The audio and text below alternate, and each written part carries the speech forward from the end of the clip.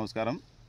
మీరు చూస్తున్నది custard Apple సీతాఫలం తోట. ఇది నాకు ఒక 2 రోజుల క్రితం ఒక ఫోన్ కాల్ అయితే వచ్చింది. ఏంటంటే కనుక కాయకు మంగు వస్తుంది, ఏదో ఒక రకమైనటువంటి తెగులు మచ్చ వస్తుందని చెప్పేసి అయితే కనుక ఒక 2 రైతులు నాతో ఫోన్ ద్వారా సంప్రదించారు.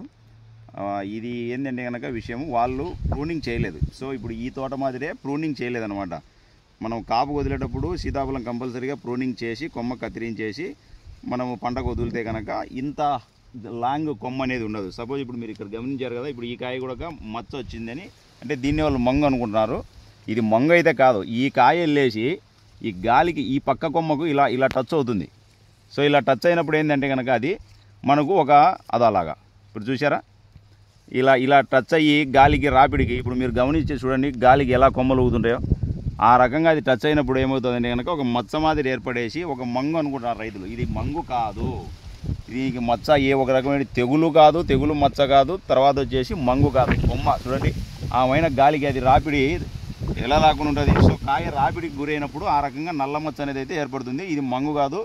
దీనికి ఎటువంటి తెగులు మందులు పిచికారి చేసినట్టుగా ఉపయోగం అయితే ఉండదు.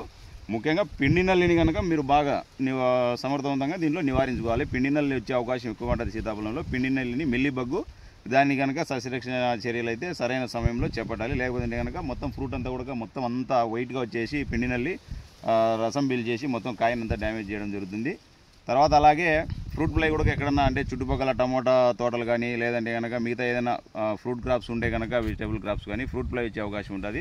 ఆ ఫ్రూట్ ఫ్లై కూడా ఫ్రూట్ ఫ్లై ట్రాప్స్ ఏర్పాటు చేసుకొని ఎకరాకు ఒక 20 నుంచి 30 మనం ఫ్రూట్ ఫ్లైని కూడా నివారించుకోవచ్చు. సో ఇప్పుడు ఇది ఏంటంటే ఇది అయితే మంగు అయితే కాదు, కొమ్మ రాపిడి వలన ఏర్పడినటువంటి జస్ట్ కొమ్మ రాపిడి వలన ఏర్పడినటువంటి ఒక నల్లటి మచ్చ అంతే. దీనికి ఎటువంటి తెగులు నివారణ మందులు స్ప్రే చేసిన కూడా మనకు డబ్బులు అయితే దండగ తప్ప అది అయితే కనుక పోయే ఆస్కారం అయితే ఉండదు.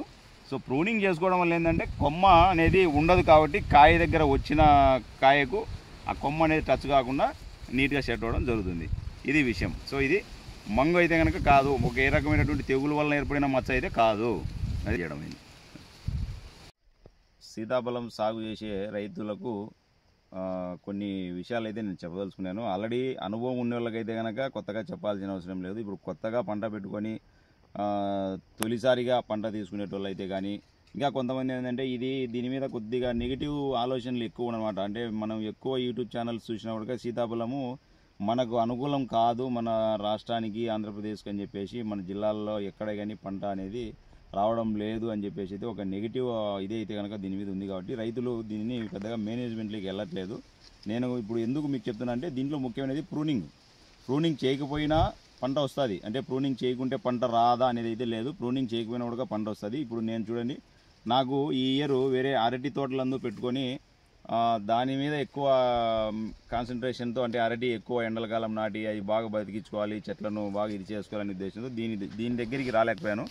అలాగే వదిలేశాను ప్రూనింగ్ లేకుండా. ప్రూనింగ్ లేకపోతే కనుక కొమ్మలు అనేది ఇంత లెంతీగా పెరిగి ఈ కాపు అనేది ఏదో ఇలాగా కొనకాపుకు రావడం జరుగుతుంది. ఇలా రావడం వల్ల ఏమవుతుందంటే ఇది కాయ వెయిట్ పెరిగే కొద్దీ ఇలా డౌన్ అయిపోయేసి ఇప్పుడు మీరు కింద చూడండి, చూపిస్తాను ఇక్కడ చూడండి, ఈ కాయలన్నీ నేలకు తాకడం జరుగుతుంది. ఇది ఇంకా వెయిట్ చాలా తక్కువ సైజులోనే ఉంది, ఇంకా సైజు ఎక్కువ వచ్చే కొద్దీ నేలకు తాకడం జరుగుతుంది. ఇప్పుడు ఆల్రెడీ మీరు ఇక్కడ గమనించారు చూడండి, ఇది ఆల్రెడీ నేల మీదనే ఉంది, పూర్తిగా నేల మీద ఉంది. ఈ పక్కది నేలకు తగిలేదానికి సిద్ధంగా ఉంది. ఇప్పుడు ఇట్లా ఈ విధంగా ఇప్పుడు మనకు ఇదంతా కూడా మనం నష్టపోవాల్సిన పరిస్థితే. కాపు వచ్చిందని సంతోషం కన్నా నష్టపోయే పరిస్థితి ఎక్కువగా ఉంది.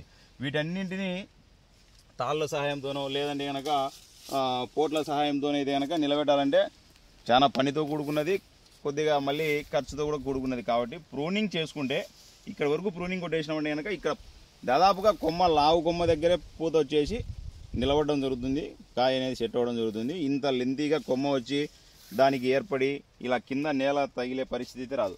ఇది ఇంకొక వారానికే నేలకు పూర్తిగా అనడం జరుగుతుంది. ఇంక దీన్ని కాపాడుకోవాలంటే కంపల్సరీగా ఇక్కడ పోటు కర్ర ఏర్పాటు చేసుకోవడమా లేదంటే దీనిని తాడు సాయంతో ఇంకొక పై కొమ్మకు కట్టుకోవడమా ఇలా చేయాలి. ఇలా చేయాలంటే కొద్దిగా కష్టంతో కూడుకునేది. కాబట్టి ప్రూనింగ్ అయితే కంపల్సరీగా మీరు చేసుకోవాలి. రైతు సోదరులందరూ ఎవరు సీతాఫలం సాగు చేసే రైతులు ప్రూనింగ్ అనేది తప్పనిసరిగా పాటించాలి. ఇది విషయం. ఈ విషయం చెప్పడానికి ఈ వీడియో చేశాను.